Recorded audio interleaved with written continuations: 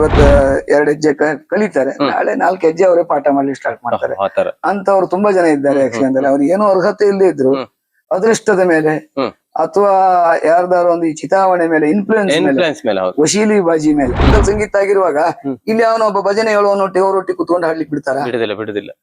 ನಮ್ಮಲ್ಲಿ ಉಂಟದು. ನಮ್ಮಲ್ಲಿ ಒಂದು ಗಾನ ವೈಭವ ಆಗ್ತಾ ಇದ್ರೆ ಒಂದು ಪ್ರಸಿದ್ಧ ಒಂದು ವೃತ್ತಿಪರ 2 ಜನ ಇದ್ರೆ ಯಾವನೋ ಒಬ್ಬ ಮಧ್ಯದಲ್ಲಿ ಒಂಚೂರು ಅರ್ಧಮರ್ಧ ಕಲ್ತವನು ಹೌದಲ್ಲ, ಅವನ ಚಟಕ್ಕೆ ಪದ್ಯಗಳು ಬಾತ್ರೂಮ್ ಸಿಂಗರ್ ಬಂದು ಸೇರ್ಕೊಳ್ತಾನೆ, ಕಾರ್ಯಕ್ರಮ ಹಾಳಾಗ್ತದೆ ಸರ್.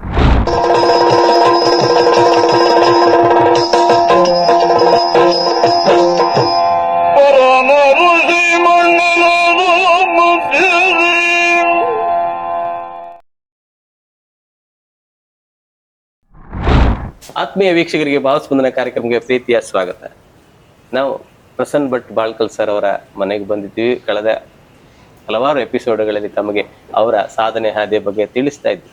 ಈ ಎಪಿಸೋಡಲ್ಲಿ ಅವರ ಸಾಧನೆ ಹಾದಿಯ ಮುಂದಿನ ಹೆಜ್ಜೆ ಏನಾಗಿತ್ತು ಅನ್ನೋದನ್ನ ತಿಳಿಯೋಣ. ಜನಪ್ರಿಯ ಭಾಗವತರಿಗೆ ಕಾರ್ಯಕ್ರಮಕ್ಕೆ ಸ್ವಾಗತವನ್ನ ಕೋರೋಣ. ಸರ್, ನಿಮಗೆ ಈ ಎಪಿಸೋಡ್ಗೆ ಪ್ರೀತಿ ಸ್ವಾಗತ ಸರ್. ನಮಸ್ಕಾರ. ನಮಸ್ಕಾರ ಸರ್. ಸರ್, ತಾವು ಆಗಲೇ ಒಂದು ಸಣ್ಣ ಸೂಚನೆ ಕೊಟ್ರಿ.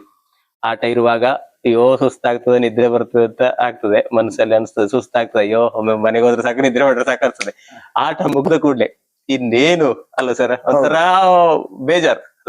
ಆ ಬೇಜಾರು ಈ ಮಳೆಗಾಲದಲ್ಲಿ ಈ ಬೇಜಾರು ಕಳಲಿಕ್ಕೆ ತಾವೇನ್ ಮಾಡ್ತೀರಿ? ಅದೇ ರೀತಿ ಯಾವ್ದ್ರಲ್ಲಿ ತೊಡಗಿಸಿಕೊಳ್ತೀರಿ? ಯಕ್ಷಗಾನವೇ ಮುಖ್ಯವಾಗಿ, ಆದ್ರೆ ಯಾವ ರೀತಿ ಅದನ್ನ ದಿನಗಳನ್ನ ಕಳೀತೀರಿ ಸರ್ ಮಳೆಗಾಲದಲ್ಲಿ? ಕಾರ್ಯಕ್ರಮಗಳು ನಿರಂತರ ಇರುವುದಿಲ್ಲ, ಮತ್ತೆ ಮೇಳದ ಆಟ ಆ ಖುಷಿ ಬೇರೆ. ಈಗ ಮಳೆಗಾಲದಲ್ಲೂ ಹಾಗೆ, ಈಗ ಜೂನಿಂದ ವಾಪಸ್ ಅಕ್ಟೋಬರ್ ತನಕ ನಮ್ಗೆ ಹಾಗೊಂದು 60-70 ಕಾರ್ಯಕ್ರಮಗಳಿಗೇನು ತೊಂದರೆ ಆಗೋದಿಲ್ಲ. ಈ ನವರಾತ್ರಿಯಲ್ಲಿ 10 ದಿವಸದಲ್ಲಿ ಒಂದು 10-12 ಕಾರ್ಯಕ್ರಮ ಇದ್ದೇ ಇರ್ತದೆ. ಚೌತಿ ಹಬ್ಬದಲ್ಲಿ ಕಳೆದ ವರ್ಷ ಒಂದು 8-9 ಆಟ ಆಗಿತ್ತು. ಹೆಚ್ಚಿನ ದಿನ 2-2 ಕಾರ್ಯಕ್ರಮ, ಕೆಲವು ದಿನ 3, ಕೆಲವು ದಿನ 1 ಅಂತ. ಟೋಟಲ್ ಚೌತಿ ಹಬ್ಬದಲ್ಲಿ ಒಂದು 10 ಕಾರ್ಯಕ್ರಮ. ಮತ್ತೆ ಬೇರೆ ಈ ಮಳೆಗಾಲ ತಿರುಗಾಟ ಬೊಂಬೈಲಿ ಪ್ರತಿ ವರ್ಷ ನಮ್ದೊಂದು 10 ಆಟ ಆಗ್ತದೆ. ಮತ್ತೆ ಬೊಂಬೈಲಿ ಬೇರೆ ಒಂದು ಟೀಮ್ ಒಟ್ಟಿಗೂ ಹೋಗ್ತೇನೆ ನಾನು. ಹೇಳ್ತಾ ಒಂದು 60-70 ಆಟಗಳಿಗೇನು ತೊಂದರೆ ಆಗೋದಿಲ್ಲ. ಆದ್ರೂ ಆ ಮೇಳದ ವ್ಯವಸ್ಥೆ, ದಿನ ಆ ರಂಗಸ್ಥಳ, ಆ ಚೌಕಿ, ಆ ಪ್ರೇಕ್ಷಕರು, ಅದು ನೋಡು, ಆ ಟೆಂಟಲ್ಲಿ ಕೂತ್ಕೊಳ್ಳುವ, ಆ ಪದ್ಯ ಹೇಳುವ ಸಂತೋಷ, ಅಸಂತೃಪ್ತಿ ಬೇರೆ. ಆಟ ಇರ್ತದೆ. ಆದ್ರೆ ಉಳಿದ ಸಂದರ್ಭಗಳಲ್ಲಿ ನನಗೇನಾದ್ರೂ ಒಂದು, ನಾನು ಸಾಧಾರಣ ಪ್ರತಿ ವರ್ಷವೂ ಒಂದು ರಾಗ ಹೊಸ್ತ ಅಲ್ಲ ಅದು ನಿಜವಾಗಿ, ಯಕ್ಷಗಾನಕ್ಕೂ ಅಥವಾ ನಾನು ಬಳಸೋದು ಹೊಸದಾಗಿ. ಕೆಲವರು ನಾನು ಹೊಸ ರಾಗ ಬಳಸಿದ್ದೇನೆ, ರಾಗ ಹೊಸದೆ ಅಂತ ಅವ್ರು ಬಳಸೋದು. ರಾಗ ಇರುವುದು ಸಂಗೀತದಲ್ಲಿ ಇರುವ ರಾಗವನ್ನೇ ಇವ್ರು ಹೇಳುದು. ಆ ರಾಗವನ್ನ ಯಕ್ಷಗಾನದಲ್ಲಿ ಸ್ವಲ್ಪ ಅಪೂರ್ವವಾದಂತಹ ರಾಗ, ಅದನ್ನೆಲ್ಲ ಹುಡುಕುವುದು. ಈ ವರ್ಷಕ್ಕೆ ನಾವೊಂದು ಹೊಸ ಪ್ರಸಂಗಕ್ಕೆ, ಪೌರಾಣಿಕ ಕಲಾ ಹೊಸ ಪ್ರಸಂಗಕ್ಕೆ ಇದೊಂದು ರಾಗವನ್ನು ಸೆಟ್ ಮಾಡಬಹುದು ಅಂತೇಳಿ, ಹಾಗೆ ಒಂದು ಸಾಮಾನ್ಯ 3-4 ವರ್ಷಗಳಿಂದ ವರ್ಷಕ್ಕೊಂದೊಂದು ರಾಗಗಳನ್ನು ನಾನು ಹುಡುಕಿ ಇದ್ ಮಾಡ್ತಾ ಇದ್ದೇನೆ. ಆ ರೀತಿ ಅಂತಾರು ಕೆಲಸ ಮಾಡುವಂತದ್ದು. ಅಥವಾ ಒಂದಷ್ಟು ಕೆಸೆಟ್ಗಳನ್ನು ಮಾಡ್ಲಿಕ್ಕೆ ಇರ್ತದೆ ನಮ್ಗೆ. ಈಗ ಅಮೆರಿಕದಲ್ಲಿ ಅಥವಾ ಇಂಗ್ಲೆಂಡ್ ಅಲ್ಲಿ ಕೆಲವರು ನಮ್ಮ ಆತ್ಮೀಯರಿದ್ದಾರೆ, ವರ್ಷಕ್ಕೊಂದು 2 ಅಥವಾ 3 ಧ್ವನಿ ಸುರುಳಿಗಳನ್ನು ನನ್ನ ಹತ್ರ ಮಾಡಿಸಿ ಅವರು ಅದ್ರೊಳಗೆ ಪ್ರಾಕ್ಟೀಸ್ ಮಾಡಿ ಆಟ ಮಾಡಿಸ್ತಾರೆ. ಅದ್ ನಾನು ಸ್ಟುಡಿಯೋ ಬುಕ್ ಮಾಡ್ಕೊಂಡು ಅದಕ್ಕೆ ತಯಾರಿ ಮಾಡ್ಕೊಂಡು ಅದು ಮಾಡುವಂತಹದ್ದು. ಹೀಗೆ ಏನಾದ್ರೂ ಒಂದು ಸಮಯ ಹೋಗ್ತದೆ. ಮತ್ತೆ ನಂದು ಸಾಮಾನ್ಯ ಈ ಉತ್ತರ ಕರ್ನಾಟಕ ಅಥವಾ ಆ ಕಡೆಗೆ ಬಳ್ಳಾರಿ ಸೈಡ್ ಆದ್ರೂ ಒಂದಷ್ಟು ನನ್ನ ಪೌರೋಹಿತ್ಯದ ಕಾರ್ಯಕ್ರಮಗಳು ಇರ್ತದೆ. ಮಳೆಗಾಲದ ಟೈಮಿಗೆ ಆ ಟೈಪ್ ನಾನು ಟ್ರಿಪ್ ಇಟ್ಕೊಳ್ತೇನೆ. ಏನಾದ್ರೂ ಒಂದು ಟೈಮ್ ಆಗ್ತದೆ. ಮತ್ತೆ ನಾವೆಲ್ಲ ನಮ್ಮ ಬಂಧುಗಳ ಮನೆಗೆಲ್ಲ ವಿಶೇಷ ಇರುವಾಗ ನಾವು ಹೋಗ್ಲಿಕ್ಕೆ ಆಗ್ತದೆ ಅಂತ ಹೇಳಿಕ್ ಬರುದಿಲ್ಲ. ನಾವು ಹೋದಾಗೆ ವಿಶೇಷ, ನಾವು ಹೋದಾಗೆ ವಿಶೇಷ. ಹಾಗೆ ಹೆಂಡತಿಯನ್ನ ನಮ್ಮನ್ನೆಲ್ಲ ಕರ್ಕೊಂಡು ನಮ್ಮ ಮೂಲ ಊರ ಕಡೆ ಯಲ್ಲಾಪುರ ತಾಲೂಕು ಕಡೆ ಯಲ್ಲಾಪುರ ಶಿರ್ಸಿ ಕಡೆ ಒಂದ್ ರೌಂಡ್ ಹಾಕೋದು. 12 ಸಲ ಏನಾರು ಯಾವ್ದಾದ್ರು ಒಂದ್ ಸಣ್ಣ ವಿಶೇಷ ಇದ್ರು ಒಂದ್ ಮನೆಗೆ ಹೋದ್ರೆ ಎಲ್ಲಾ ಮನೆಗೆ ಹೋಗ್ತಾವ. ಒಂದೊಂದು 1 ದಿನ ಎಲ್ಲ ಮನೆಗೆ ವಿಸಿಟ್ ಮಾಡುದು. ಹೀಗೆ ಅದೆಲ್ಲ ಏನಾದ್ರು ಒಂದು ತೊಡಗಿಸಿಕೊಳ್ತೇವೆ. ಪೂಜೆ ಇದೆ ಮನೆ ಹತ್ರ, ಮನೆಯಲ್ಲಿ ನಮ್ ದೇವಸ್ಥಾನದ ಪೂಜೆ ಇಲ್ಲ, ಆದ್ರೂ ಬೇರೆ ಕಡೆ ಕಾರ್ಯಕ್ರಮ ಪೌರೋಹಿತ್ಯ ಅದು ಇದೆಲ್ಲ ಸಿಗ್ತದೆ. ಏನಾದ್ರು ಚಾಲನೆಯಲ್ಲಿ ಇರ್ತೇವೆ ಅಂತೂ ಆಕ್ಟಿವಿಟಿ ಇರ್ತದೆ. ಆದ್ರೆ ಆ ಖುಷಿ ಇಲ್ಲ, ಅದ್ ಮೇಳದ ಸಂತೋಷ ಬೇರೆ. ಅದು ಆ ರಂಗಸ್ಥಳ, ಆ ದಿವಸ ಒಡನಾಟದಿಂದ ನಮ್ಗೆ ಏನೋ ಒಂದು ನೆಮ್ಮದಿ, ಅದು ಖುಷಿ ಬೇರೆ. ಖಂಡಿತ ಸರ್, ಖಂಡಿತ. ಅದೊಂದು ಕೆಲಸದ ಸಮಯ, ಮತ್ತೆ ನಮ್ದೊಂದು ಎಲ್ಲ ಬಳಗ, ಒಂದು ಬಳಗ ಯಾವ ರೀತಿ ಇದೆ ಅಲ್ಲಿ ಖುಷಿ ಇರ್ತದೆ. ಖಂಡಿತ. ಹೌದು. ಹಾಗೆ ಮತ್ತೆ ನೀವು ವಿದೇಶಗಳ ವಿದೇಶ ನಾನು ಈಗ 15 ವರ್ಷಗಳಿಂದ 14-15 ವರ್ಷಗಳಿಂದ ಒಂದ್ಸಲ ಹೋಗಿದ್ದೆ. ಸಿಂಗಾಪುರಕ್ಕೆ ಹೋಗಿದ್ದೆ. ಅದು ನಮ್ಮ ಕೊಂಡದ ಕುಳಿಯವರ ಪೂರ್ಣಚಂದ್ರ ಟೀಮ್ ಒಟ್ಟಿಗೆ ಹೋಗಿದ್ದೆ. ಅಲ್ಲಿ 2 ದಿನ ಕಾರ್ಯಕ್ರಮ, 2 ಪ್ರೋಗ್ರಾಮ್ ಇತ್ತು ಸಿಂಗಾಪುರದಲ್ಲಿ. ಅದ್ರ ನಂತರ ಕಳೆದ ವರ್ಷ ನಾವು ಇಂಗ್ಲೆಂಡಿಗೆ ಹೋಗಿತ್ತು. ಹ್ಮ್ ಹ್ಮ್ ಇಂಗ್ಲೆಂಡ್ ಅಲ್ಲಿ 21 ದಿನ ಅಲ್ಲೇ ಸ್ಟೇ ಮಾಡಿತ್ತು. ಹ್ಮ್. 7 ಪ್ರೋಗ್ರಾಮ್ಗಳು. ಹ್ಮ್. ವೀಕೆಂಡ್ ಅಲ್ಲಿ ಹ್ಮ್. ಶನಿವಾರ ಆದಿತ್ಯವಾರ ಮಾತ್ರ, ಒಂದು ದಿನ ಶುಕ್ರವಾರವೂ ಇತ್ತು. ಹ್ಮ್. ಹೀಗೆ 7 ಪ್ರೋಗ್ರಾಮು ವಿದೇಶದಲ್ಲಿ ಮಾಡಿ ಬಂತು. ಹ್ಮ್. ಫಾರಿನ್ನಿಗೆ ಹೋದ ಇಲ್ಲಿ ಅವರು ಅಲ್ಲಿದ್ದವರು ಅವರು ಮಾಡಿಕೊಳ್ಳುವಂತ ಆತ್ಮೀಯತೆ ಪ್ರೀತಿ, ಹ. ಅವರು ಹಂಬಲಿಸುವುದು ಯಕ್ಷಗಾನಕ್ಕಾಗಿ ಹೌದು, ಅವರು, ಹೌದು. ಅದೆಲ್ಲ ಖುಷಿ. ಮತ್ತೆ ವಿದೇಶಕ್ಕೀಗ ಎಷ್ಟೋ ಜನ ಇನ್ಫ್ಲೂಯೆನ್ಸ್ ಮೇಲೆ ಹೋಗ್ತಾರೆ. ಹೌದು. ಯಾರು ನಿಜವಾದ ಯಕ್ಷಗಾನದವ್ರು ಅಲ್ಲ ಅವರು. ಹ್ಮ್ ಹ್ಮ್ ಎಲ್ಲ ಎಲ್ಲೋ 2 ಹೆಜ್ಜೆ ಯೂಟ್ಯೂಬ್ ನೋಡ್ಕೊಂಡು ಕಲಿಯೋದು ಮಾಡುದು. ಅವ್ರದೇ ಒಂದು ಯಕ್ಷಗಾನ ತಂಡ ಅವ್ರಿದೆ. ಇವತ್ತ 2 ಹೆಜ್ಜೆ ಕಲಿತಾರೆ, ನಾಳೆ 4 ಹೆಜ್ಜೆ ಅವರೇ ಪಾಠ ಮಾಡ್ಲಿಕ್ಕೆ ಸ್ಟಾರ್ಟ್ ಮಾಡ್ತಾರೆ. ಆತರ. ಅಂತವ್ರು ತುಂಬಾ ಜನ ಇದ್ದಾರೆ ಯಕ್ಷಗಾನದಲ್ಲಿ. ಅವ್ರಿಗೆ ಏನೋ ಅರ್ಹತೆ ಇಲ್ಲದೆ ಇದ್ರು ಹ್ಮ್. ಅದೃಷ್ಟದ ಮೇಲೆ ಹ್ಮ್. ಅಥವಾ ಯಾರ್ದಾರು ಒಂದು ಈ ಚಿತಾವಣೆ ಮೇಲೆ ಇನ್ಫ್ಲೂಯೆನ್ಸ್ ಮೇಲೆ, ಇನ್ಫ್ಲುಯೆನ್ಸ್ ಮೇಲೆ. ಹೌದು. ವಶೀಲಿ ಬಾಜಿ ಮೇಲೆ ಹ್ಮ್ ಹ್ಮ್ ಅದೆಲ್ಲ ಫಾರಿನ್ ಹೋದವರು ಇದ್ದಾರೆ. ಹ್ಮ್. ಯಾವ್ದೊಂದು ದೊಡ್ಡ ದೊಡ್ಡ ಆ ಉನ್ನತ ಸ್ಥಾನವನ್ನು ಅಲಂಕರಿಸಿದವರು ಇದ್ದಾರೆ. ಹೌದು ಹೌದು ಅದೆಲ್ಲ ಯಕ್ಷಗಾನದ ದುರಂತ ಅದು. ಹೌದು. ಅಂದ್ರೆ ಏನೋ ಅರ್ಹತೆ ಇಲ್ಲದೆ ಇದ್ರು ಅಲ್ಲೆಲ್ಲ ಹೊಕ್ಕೊಂಡು ಸೇರ್ಕೊಂಡು ದೊಡ್ಡ ದೊಡ್ಡ ಸ್ಥಾನ ಗಿಟ್ಟಿಸಿಕೊಂಡು ದೊಡ್ಡ ದೊಡ್ಡ ಅವಕಾಶಗಳನ್ನ ತಗೊಳ್ಳೋದು, ಗೌರ್ಮೆಂಟ್ ಇಂದ ಬರುವ ಹಣವನ್ನು ಅವ್ರು ತಿನ್ನೋದು. ಹೌದು. ಎಷ್ಟೋ ಜನ ಕಾಣ್ತೇವೆ ನಾವು ಇಲ್ಲಿ ಬೆಂಗಳೂರು ಅಂತ ಮಹಾನಗರಗಳಲ್ಲಿ. ಹಾಗೆ ಅವ್ರು ಮಾಡ್ಲಿಕ್ಕೆ ಬೇರೆ ಯಾವ್ದೋ ಉದ್ಯೋಗದವರು ಹ್ಮ್. ಈ ಯಕ್ಷಗಾನದಲ್ಲಿ ಬರೀ ಕಂಪ್ಯೂಟರ್ ನಾಲೆಜು, ಇಂಗ್ಲಿಷ್ ನಾಲೆಜು, ಹ್ಮ್. ಅದರಿಂದ ಇನ್ಫ್ಲೂಯೆನ್ಸ್ ಅದು ಇದು ಮಾಡ್ಕೊಂಡು ಏನೇನು ಯಾರ್ಯಾರಿಗೆ ಎಷ್ಟೆಷ್ಟು ಕೊಡ್ಬೇಕಂತ ಸಹ ಗೊತ್ತುಂಟು ಅವ್ರಿಗೆ. ಹೌದು. ಈಗ ಒಂದು ಮೇಲಿನ ಹಣ ಸ್ಯಾಂಕ್ಷನ್ ಮಾಡ್ಕೊಳ್ಳುವಾಗ ಕೆಲವು ಅವ್ರಿಗೆ ತಿನ್ಲಿಕ್ಕೆ ಕೊಡೋದಿರ್ತಾರೆ. ಅದನ್ನೆಲ್ಲ ಮಾಡ್ಕೊಂಡು ಹೀಗೆಲ್ಲ ಮಾಡಿ ಆ ವ್ಯವಹಾರಗಳಲ್ಲಿ ಬುದ್ಧಿವಂತಿದ್ರೆ ಆಯ್ತು. ಯಕ್ಷಗಾನದಲ್ಲಿ ಒಳ್ಳೇದಿರ್ಬೇಕು. ಹಾಗಾಗಿ ನಮ್ಮಲ್ಲಿ ಒಬ್ರು ಹೇಳ್ತಿದ್ರು, ಕೇರಳದಲ್ಲಿ ಪೌರೋಹಿತ್ಯ ಮಾಡ್ಲಿಕ್ಕೆ ಮಂತ್ರ ಬರ್ಬೇಕಂತಿಲ್ಲ, ಮಲಯಾಳಿ ಒಳ್ಳೆ ಗೊತ್ತಿದ್ರೆ ಸಾಕು ಅಂತ ಹೇಳಿ. ಹಾಗೆ ಅಂದ್ರೆ ಅವ್ರ ಒಟ್ಟಿಗೆ ಚಂದಮಣಿ ಮಾತಾಡ್ಲಿಕ್ಕೆ ಮಲಯಾಳಿ ನಮ್ಗೆ ಗೊತ್ತಿದ್ರೆ ಸಾಕು. ಅಲ್ಲ, ಅವರು ಮಲಯಾಳಿ ಇವರು ನಮ್ಮ ಭಟ್ರು ಹಾಗೆ ಹೇಗೆ ಅಂತ ಹೇಳಿ, ಅಂದ್ರೆ ಮಂತ್ರ ಏನ್ ಹೇಳ್ತಾರೆ ಅಂತ ಅವ್ರಿಗೆ ಅಂತ ಗೊತ್ತು. ಹಾಗೆ ಈ ದುರಂತ. ಹಾಗೆ ಯಕ್ಷಗಾನದಲ್ಲಿ ಅವ್ರಿಗೆ ಅರ್ಹತೆ ಏನು ಇಲ್ಲದೆ ಇದ್ರು ಈ ಉಳಿದ ಆಕ್ಟಿವಿಟೀಸ್ ಗಳಲ್ಲಿ ಅವರು ಬಾರಿ ಜೋರು ಇರುವುದ್ರಿಂದ ಹೇಗೆ ಎಲ್ಲಿ ಯಾರನ್ನ ಮಾತಾಡಿಸ್ಬೇಕು, ಹೇಗೆ ಅವರ ಮಾಡ್ಬೇಕು, ಹೇಗೆ ಅರ್ಜಿ ಹಾಕ್ಬೇಕು, ಇದೆಲ್ಲದರಿಂದ ದೊಡ್ಡ ದೊಡ್ಡ ಕಾರ್ಯಕ್ರಮಗಳನ್ನ ಅವ್ರು ತಗೊಳ್ತಾರೆ.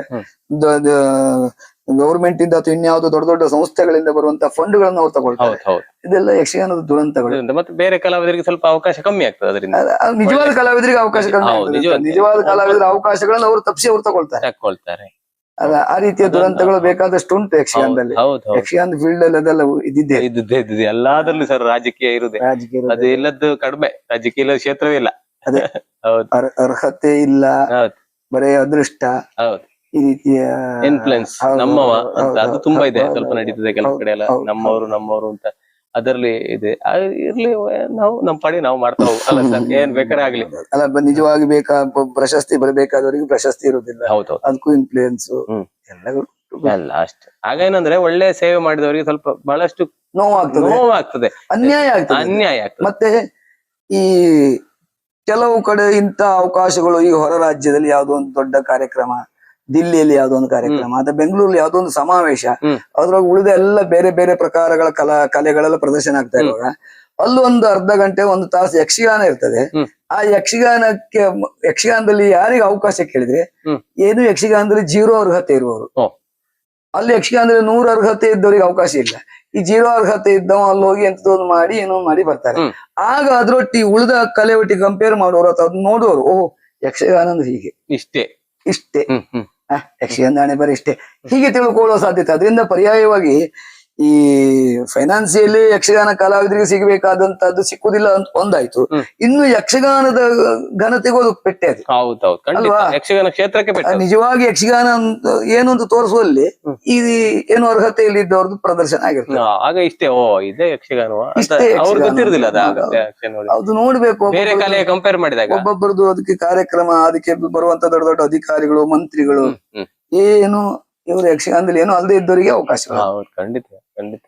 ಇದೊಂದು ಬಹಳ ಎಲ್ಲರಿಗೂ ಒಂದು ಬೇಸರದ ಸಂಗತಿ. ಯಾಕಂದ್ರೆ ಇದನ್ನೇ ನೀವು ಕಲೆಯನ್ನೇ ಉಸಿರಾಗಿಸಿಕೊಂಡವರು ಬಹಳಷ್ಟು ಜನ ಮೇಳದಲ್ಲಿರುವವರು, ಹವ್ಯಾಸಿಗಳು ಅಥವಾ ಈ ಏನು ಅರ್ಹತೆ ಇಲ್ಲದೆ ಇದ್ದವರು ಬರ್ಲಿಕ್ಕೆ ಅವಕಾಶ ಇರುವುದು ಹೆಚ್ಚಿನ ಮಟ್ಟಿಗೆ ಯಕ್ಷಗಾನದಲ್ಲಿ ಮಾತ್ರ. ನೋಡಿ, ನೀವು ದೊಡ್ಡ ಯಾವ್ದೊಂದು ಕಾರ್ಯಕ್ರಮ, ಈಗ ಅವರಿಲ್ಲ ಬಾಲಮುರಳಿ ಕೃಷ್ಣನೋ, ಭೀಮಸೇನ್ ಜೋಶಿ ಅವರಿಲ್ಲ, ಅಥವಾ ಬೇಡಪ್ಪ ಒಂದು ವೆಂಕಟೇಶ್ ಕುಮಾರ್ ಪಂಡಿತರು, ಅವರು ಒಂದು ಒಳ್ಳೆ ಹಾಡ್ತಾ ಇದ್ದಾರೆ ಅಂದ್ರೆ ಅವ್ರಿಗೆ ಹಾರ್ಮೋನಿಯಂ ನುಡಿಸ್ಲಿಕ್ಕೆ ಯಾವನೋ ಒಬ್ಬ ಏನೋ ಅರ್ಹತೆ ಇಲ್ದಿದ್ದ ಹೋಗಿ ಕುತ್ಕೊಳ್ಲಿಕ್ಕೆ ಬಿಡ್ತಾರ? ಸಾಧ್ಯ ಇಲ್ಲ, ಆಗ್ಲಿಕ್ಕೆ. ಅವ್ರಷ್ಟೇ ಅರ್ಹತೆ ಇದ್ದವನೇ ಹಾರ್ಮೋನಿಯಂ ನುಡಿಸ್ಲಿಕ್ಕೆ ಬೇಕು. ಅದೇ ತಬಲಾದಲ್ಲಿ ಅವ್ರ ಅರ್ಹತೆ ಇದ್ದವನೇ ಹೋಗಿ ತಬಲವನ್ನು ನುಡಿಸ್ಲಿಕ್ಕೆ ಕುತ್ಕೊಳ್ಬೇಕು. ಹೌದು. ಸಹಗಾಯನದಲ್ಲಿ ಅವ್ರ ಒಟ್ಟಿಗೆ ಅರ್ಹತೆ ಇದ್ದವನೇ ಆಗ್ಬೇಕು. ಹೌದು. ಯಾರು ಕುತ್ಕೊಳ್ಲಿಕ್ಕೆ ಆಗ್ತದ? ಆಗುದಿಲ್ಲ. ಅದೇ ಭರತನಾಟ್ಯ ಪದ್ಮ ಸುಬ್ರಹ್ಮಣ್ಯಂ ಟೀಮ್ ಅಲ್ಲಿ ಯಾರು ಏನೋ ಗೊತ್ತಿಲ್ಲದಿದ್ದೆ ಸುಮ್ಮನೆ ಭರತನಾಟ್ಯ ಕಲಿತಾ ಇದ್ದವರು ಯಾವ್ದೋ ಇಲ್ಲಿ ಹೈಸ್ಕೂಲಿಗೆ ಹೋಗುವಾಗ ಅಥವಾ ಶಾಲೆ ಕಾಲೇಜಿಗೆ ಹೋಗುವಾಗ ಭರತನಾಟ್ಯ ಅಧ್ಯಯನ ಮಾಡಿ ಸುಮ್ಮನೆ ಮಾಡೋರು ಹೋಗಿ ಕುತ್ಕೊಳ್ಲಿಕ್ಕೆ ಆಗ್ತದೆ. ಅವ್ರ ಟೀಮ್ ಅಲ್ಲೇ ಮಾಡ್ಬೇಕು. ನಮ್ಮ ಯಕ್ಷಗಾನದಲ್ಲಿ ಆಗಲ್ಲ. ನಮ್ಮ ಯಕ್ಷಗಾನದಲ್ಲಿ ಪ್ರಸಿದ್ಧ ಭಾಗವತರು, ಪ್ರಸಿದ್ಧ ಚಂಡೆ ಮದ್ಯವರು, ಒಳ್ಳೆ ವೇಷ ಮಾಡುವಾಗ ಇದೀಗ ಅವನ ಒಬ್ಬ ಹವ್ಯಾಸಿ ಬರ್ತಾನೆ. ಯಕ್ಷಗಾನದಲ್ಲಿ ಇರ್ತದೆ ಅವನ ಸಂಬಂಧಿಕರ ಮನೆ ಆಟ, ಅವನ ಗುರುತದವ್ರದ್ದು ಮತ್ತೊಂದು ಮುದೊಂದು ಅವನು ಬರ್ಬಹುದು. ಯಕ್ಷಗಾನದಲ್ಲಿ ಮಾತ್ರ ಈ ದುರಂತ ಇದ್ದಿದ್ದು. ಇನ್ಯಾವ್ದ್ರಾಗೂ ಇದನ್ನ ಮಾಡ್ಲಿಕ್ಕೆ ಸಾಧ್ಯ ಇಲ್ಲ. ಹಾಗೆ ಮಾಡಿದ್ರೆ ಬೆರೆಸ್ತಾರೆ. ಹೌದೌದೌದು, ಬಿಡುದಿಲ್ಲ. ಈಗ ಒಂದು ಕ್ಲಾಸಿಕಲ್ ಸಂಗೀತ, ಹಿಂದೂಸ್ತಾನಿಯ ಕರ್ನಾಟಕ ಒಂದು ಕ್ಲಾಸಿಕಲ್ ಸಂಗೀತ ಆಗಿರುವಾಗ ಇಲ್ಲಿ ಅವನ ಒಬ್ಬ ಭಜನೆ ಹೇಳುವನೊಟ್ಟಿಗೆ ಅವರೊಟ್ಟಿಗೆ ಕುತ್ಕೊಂಡು ಹಾಡ್ಲಿಕ್ಕೆ ಬಿಡ್ತಾರ? ಬಿಡುದಿಲ್ಲ. ನಮ್ಮಲ್ಲಿ ಉಂಟದು. ನಮ್ಮಲ್ಲಿ ಒಂದು ಗಾನ ವೈಭವ ಆಗ್ತಾ ಇದ್ರೆ ಒಂದು ಪ್ರಸಿದ್ಧ ಒಂದು ವೃತ್ತಿಪರ 2 ಜನ ಇದ್ರೆ ಯಾವನೋ ಒಬ್ಬ ಮಧ್ಯದಲ್ಲಿ ಒಂಚೂರು ಅರ್ಧಮರ್ಧ ಕಲ್ತವನು ಹೌದಲ್ಲ, ಅವನ ಚಟಕ್ಕೆ ಪದ್ಯಗಳು ಬಾತ್ರೂಮ್ ಸಿಂಗರ್ ಬಂದು ಸೇರ್ಕೊಳ್ತಾನೆ. ಕಾರ್ಯಕ್ರಮ ಹಾಳಾಗ್ತದೆ ಸರ್. ಯಾರೋ ಒಬ್ರು ಬೇರೆ ಅಂತ ಕೆಲಸ ಮಾಡೋರು ಮೊದ್ಲೇ ಬಾರ್ಸೋರು ಬರ್ತಾರೆ, ಅವನಿಗೆ ಶ್ರುತಿ ಮಾಡ್ಕೊಳ್ಳಿಕ್ ಬರ್ತದೆ. ಆದ್ರೆ ಏನು, ಅಯ್ಯೋ ಅವ್ರದ್ದು ರಿಲೇಷನ್ ಕಾರ್ಯಕ್ರಮ, ಅವ್ರಿಗೆ ಒಂದ್ ಸ್ವಲ್ಪ ಹೊತ್ತು ಅವಕಾಶ ಕೊಡ್ಬೇಕು. ಇದು ಯಕ್ಷಗಾನದ ದುರಂತ. ಅದು ಇಟ್ಕೊಳ್ಬಾರ್ದು. ಅದು ಹಾಗಂತ ಹೇಳಿದವನು ನಿಷ್ಠೂರ. ಈಗ ನಾನು ಇದನ್ನ ಹೇಳಿದ್ದು ಯೂಟ್ಯೂಬ್ ಅಲ್ಲಿ ಬಂದ ಮೇಲೂ ನನಗೆ ಒಂದಷ್ಟು ಜನ ನಿಷ್ಠೂರ ಆಗ್ಬೋದು. ಆದ್ರೆ ವಸ್ತು ಕರೆಕ್ಟ್ ಆದ ವಿಷಯ ಹೇಳಿ. ಬೇಸರ ಇಲ್ಲ. ಯಾಕಂದ್ರೆ ಆ ಹವ್ಯಾಸಿಗಳಿಗೆ ಇನ್ನೊಬ್ರು ಯಾರಿಗೂ ಕೈ ಮುಕ್ಕೊಂಡು ನಿನ್ನೊಟ್ಟಿಗೆ ನಂಗೊಂದು ಅವಕಾಶ ಕೊಡು, ನಂಗೊಂದು ಕವರ್ ಸಿಗ್ತದೆ ಅಂತ ಹೇಳುವಂತ ಅನಿವಾರ್ಯತೆ ನನಗಿಲ್ಲ. ಆ ಮನಸ್ಥಿತಿಯೂ ಇಲ್ಲ ನನಗೆ. ಇಲ್ಲ ಅಲ್ಲ, ನೀವು ಸತ್ಯ ಹೇಳಿದ್ರಿ ಸರ್. ನಾವು ಕೆಲವು ಕಡೆ ನೋಡಿದೀವಿ ಆತರ. ಅಂದ್ರೆ ಒಳ್ಳೆ ಭಾಗವತರು, ಜನಪ್ರಿಯ ಭಾಗವತರ ಮಧ್ಯೆ ಯಾರೋ ಒಬ್ರು ಬಂದು ಕೂತ್ಕೊಳ್ತಾರೆ. ಅಂದ್ರೆ ಅದನ್ನ ಕೇಳಲಿಕ್ಕೆ ಆಗುದಿಲ್ಲ. ಅಯ್ಯೋ ಇಲ್ಲ, ಕೆಲವ್ರ ಹತ್ರ ಇವರು ಒಳ್ಳೆ ಹವ್ಯಾಸಿ ಭಾಗವತರು, ಅದು ಯಾವ ಶಬ್ದ, ಒಳ್ಳೆ ಹವ್ಯಾಸಿ ಭಾಗವತರು, ಒಳ್ಳೆ ಹವ್ಯಾಸಿ ಕಲಾವಿದರು, ಅವ್ರು ಒಂದ್ 4 ಪದ್ಯ ಹೇಳ್ತಾರೆ ಅಂತ ಹೇಳಿ ಕಡೆಗೆ 4 ಅಲ್ಲ, ಅವ್ರು 2 ಹೇಳುದು, ಇವ್ರು 5 ಹೇಳುದು ಆಗ್ತದೆ. ಅದಕ್ಕಿಂತ ಅವ್ರದೇ ಒಂದು ಮಾಡ್ಬೋದು. ಅಂತವ್ರನ್ನ ಸೇರಿಸಿ ಒಂದು ಕಾರ್ಯಕ್ರಮ ಮಾಡಿ, ಅವರಿಗೆ ಒಂದು ವೇದಿಕೆ ಶುರುವಾಗ ಮೊದಲು ಮಾಡ್ಲಿ, ಅವರಿಗೆ ಒಂದು ವೇದಿಕೆ ಕೊಡೋಣ. ಅಂದ್ರೆ ಮಧ್ಯ ಬೇಡ ಅಂತ. ಏನಾಗ್ತದೆ ಕೇಳಿದ್ರೆ ದುಡ್ಡಿಗಾಗಿ ಏನೂ ಮಾಡ್ತಾರೆ ಅಂತ ಆಗ್ತದೆ. ಯಾರು ಹೇಳಿ? ಅವ್ರು ದುಡ್ಡಿಗಾಗಿ ಮಾಡುದಿಲ್ಲ ಹವ್ಯಾಸಿಗಳು, ಅವ್ರಿಗೆ ಚಟ ಇರ್ತದೆ. ಇವ ಹೋಗುದು, ಇವ ಕವರಿಗಾಗಿ ಹೋಗ್ತದೆ, ದುಡ್ಡಿಗೆ ಹೋಗ್ತಾನಲ್ಲ. ಈಗ ನಾನೋ ಇನ್ನೊಬ್ರು, ಅವಾಗ ಏನಾಗ್ತದೆ?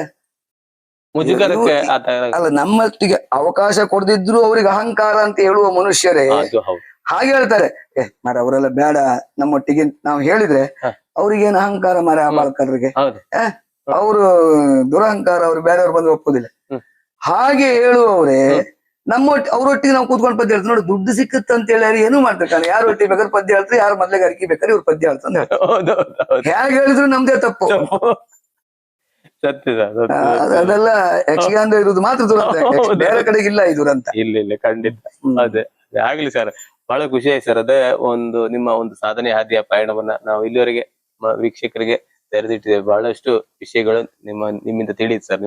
ಅಂದ್ರೆ ನೀವು ರಂಗಸ್ಥಳದಲ್ಲಿ ನಿಮ್ಮ ಭಾಗವತಿಗೆ ಎಲ್ಲ ಕೇಳಿದ್ದಾರೆ, ಅದ್ರ ನಿಮ್ಮ ಹಿನ್ನೆಲೆ, ನೀವು ಹೇಗೆ ಅದನ್ನ ಬಂದ್ರಿ, ನಿಮ್ಮ ಬಾಲ್ಯ ಹೇಗಿತ್ತು, ನಿಮ್ಮ ತಂದೆ ತಾಯಿಯವ್ರ ಬಗ್ಗೆ, ನಿಮ್ಮ ಗುರುಗಳ ಬಗ್ಗೆ ಬಹಳಷ್ಟು ವಿಷಯಗಳನ್ನ ನಾವು ಈ ಎಪಿಸೋಡ್ ನಲ್ಲಿ ತಿಳಿದೀವಿ, ಈ 7 ಎಪಿಸೋಡ್ಗಳಲ್ಲಿ. ಹಾಗೆ ಸರ್, ಈ ಕಾರ್ಯಕ್ರಮನ ಮುಗಿಸುವ ಮೊದಲು ತಮ್ಮಿಂದ ಒಂದು ಭಾಗವತಿಗೆ, ಒಂದು ನಮ್ಮ ಕಂಠದಿಂದ ಒಂದು ಭಾಗವತಿ. ಇನ್ನೊಂದು ವಿಷಯ, ನಾನಂದ್ರೆ ಅಧಿಕೃತವಾಗಿ ಗುರುಗಳು ಗೋರ್ಪಾಡೆ ವಿಠಲ್ ಪಾಟೀಲ್ರು, ಲಕ್ಷ್ಮೀನಾರಾಯಣ ಅನಿಲ್ ಅವರ, ಹಾಗೆ ಕೊಂಡದಕೋಳಿ ರಾಮಚಂದ್ರ ಹೆಗಡೆಯರಾದ್ರು. ನಾನು ತುಂಬಾ ಜನರ ಹತ್ರ ಎಲ್ಲ ಅನುಭವವನ್ನು ಪಡೆದಿದ್ದೇನೆ. ಅವರೆಲ್ಲ ಗುರುಗಳೇ. ವಿದ್ವಾನ್ ಗಣಪತಿ ಭಟ್ರು, ದಿವಂಗತ ಕಪ್ಪೆಕೆರೆ ಸುಬ್ರಾಯ ಭಾಗವತರು, KP ಹೆಗಡೆಯವರು, ಹೆರಂಜಾಲ್ ಗೋಪಾಲ್ ಗಾಣಿಗರು, ಮುಖ್ಯವಾಗಿ ಎಷ್ಟೋ ಜನರ ಹತ್ರ ನಾನು ಎಷ್ಟೋ ವಿಷಯಗಳನ್ನು ಕೇಳಿ ತಿಳ್ಕೊಂಡಿದ್ದೇನೆ. ಹಾಗೆ ಎಲ್ಲರೂ ನಮ್ ಗುರು ಸಮಾನರೇ. ಹೌದು, ಖಂಡಿತ ಖಂಡಿತ. ಅವ್ರನ್ನೆಲ್ಲ ಸ್ಮರಿಸಬೇಕು. ಸನ್ಮಾನಗಳು ಆಗಿದೆ. ಕೊಂಡದಕೋಳಿ ರಾಮ ಹೆಗಡೆ ಪ್ರಶಸ್ತಿ ಅಂತ ಹೇಳಿ ಅದು ಬಂದಿದೆ. ಮುಂಬೈ ಕನ್ನಡಿಗರ ಸಂಘದ ಸನ್ಮಾನ ಆಗಿದೆ. ಅಲ್ಲೇ 2 ಬೇರೆ ಬೇರೆ ಸಂಘ ಇದೆ ಮುಂಬೈಲಿ, ಅವ್ರದಿಂದ ಆಗಿದೆ. ಕರಾವಳಿ ಕನ್ನಡಿಗರ ವೇದಿಕೆ ಅಂತೇಳಿ ಹೈದರಾಬಾದ್ ಅಲ್ಲಿ ಸನ್ಮಾನ ಆಗಿದೆ. ನನ್ನ ಅರ್ಹತೆಗಿಂತ ಹೆಚ್ಚೇ ನನಗೆ ಒಂದಷ್ಟು ಗೌರವ ಸನ್ಮಾನಗಳೆಲ್ಲ ಸಂದಿದೆ. ಆಗ್ಲಿ ಸರ್, ಇನ್ನು ಬಹಳಷ್ಟು ನಿಮಗೆ ಪ್ರಶಸ್ತಿ ಪುರಸ್ಕಾರಗಳು ತಮ್ಮನ್ನು ಅರಸಿ ಬರ್ಲಿ ಅನ್ನೋ ಶುಭ ಹಾರೈಕೆಗಳು ನಮ್ಮ ವೀಕ್ಷಕರ ಪರವಾಗಿ, ಅದು ನಮ್ಮ ಚಾನೆಲ್ ಅವರ ಪರವಾಗಿ. ಅದೇ ರೀತಿ ಸರ್, ತಮ್ಮ ಧ್ವನಿಯಲ್ಲಿ ಒಂದು ಭಾಗವತಿಗೆ ಕೇಳುತ್ತಾ ಇಂದಿನ ಕಾರ್ಯಕ್ರಮವನ್ನು ಮುಗಿಸೋಣ ಸರ್.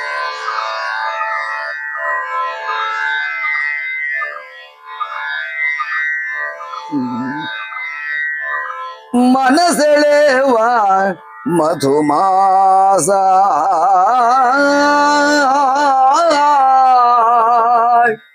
ಮನಸೆಳೆವ ಮಧುಮಾಸ ಮನಸೆಳೆವಾಯ್ ಮಧುಮಾಸ ವಸುಧೆಯಾಯ್ ತಣಿಸಬಲ್ದಿದೆ ಸ್ವಭಗ ನಿರೀಕ್ಷಿಸೆ ವಸುಧೆಯ ತಣಿಸಬಲ್ದಿದೆ ಸ್ವಭಗ ನಿರೀಕ್ಷಿಸೆ ಘನತೆಯು ಹೋಗುವೆನೋ ಅಬಲ ಮಣಿಯರೊಡನೆ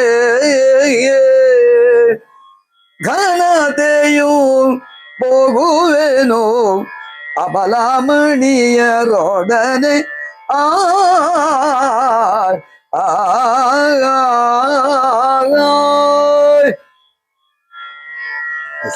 ಸೂಪರ್ ಸರ್, ಸೂಪರ್, ಖುಷಿ ಆಯ್ತು ಸರ್. ಬಾಳ್ಕಲ್ ಸರ್ ಅವರ ಎಪಿಸೋಡ್ ಅನ್ನ ಇಲ್ಲಿಗೆ ಮುಗಿಸ್ತಿದ್ದೇವೆ. ಸರ್, ನಿಮಗೆ ನಮ್ಮ ಚಾನೆಲ್ ಅವರ ಪರವಾಗಿ, ನಮ್ಮ ಎಲ್ಲ ವೀಕ್ಷಕರ ಪರವಾಗಿ ಪ್ರೀತಿಯ ಧನ್ಯವಾದಗಳು. Thank you. ಧನ್ಯವಾದಗಳು.